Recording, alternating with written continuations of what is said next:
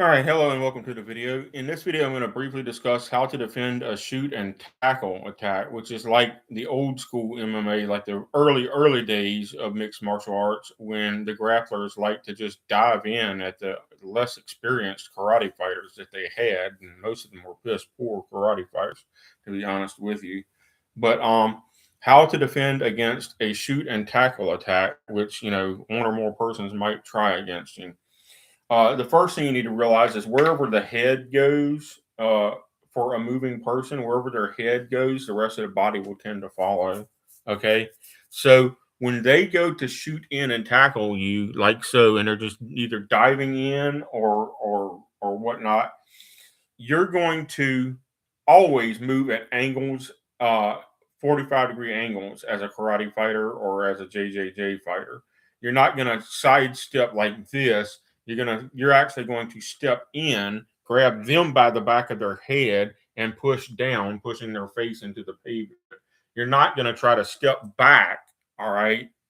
In this case, there are ways to stepping back and defending it, but you're going to sidestep at a 45-degree angle. You're going to catch them by the back of their head with one or both hands and push them down into the mat or the pavement. Is how that works. All right. And while they're down, you can then deliver stomp kicks to their head or their kidneys or whatever the case. All right. And you're also going to, at the same time, you're going to also control one of their arms, because once they get off balance lunging at you, you're going to like push with one hand can like push the back of their head, and the other hand can catch and control their arm at some point. All right. It can be either or it can be whatever works out. All right. Now, suppose they widen their arm enough that they maybe wrap one arm around you, even though you stepped aside. That's okay, because you can get an overhook on their arm, which is fine because you'll be able to get pressure on their elbow, and you can deliver knee strikes to their face because they were dumb enough to lower their face into you and try to tackle you. You can deliver knee strikes to their face or to their lower or upper abdomen. Solar plexus are ideal, chin is ideal, nose is ideal, groin is ideal if they try to stand back up. And the cool thing about the concept of wherever the head goes, the body reacts. All right. So when if a person that you're fighting, you can punch them in the head or the throat or whatever the case for self-defense, and their head is going to go back, and then what's going to happen is their upper body is going to follow the head because it can't help to because it's attached by the neck, right? But what happens to their lower body and their midsection? Their midsection comes forward, which actually exposes their knees and their groin to knee strikes and kicks.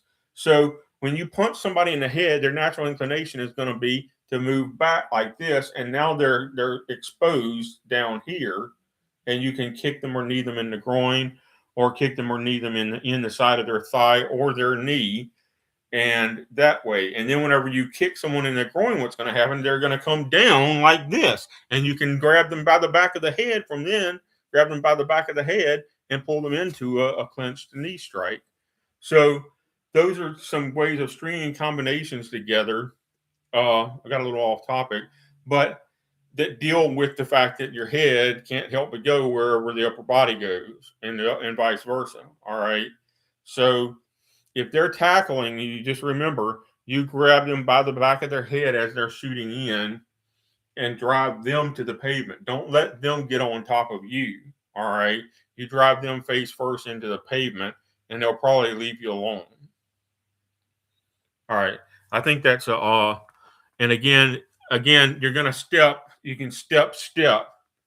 All right. So what I'm doing is I'm stepping forward at a 45-degree angle, intercepting them and dragging their head down, and I'm stepping across into what's called a cross stance in this case. But I'm immediately going to leave the cross stance position and kick this person in the head while they're down in a real fight.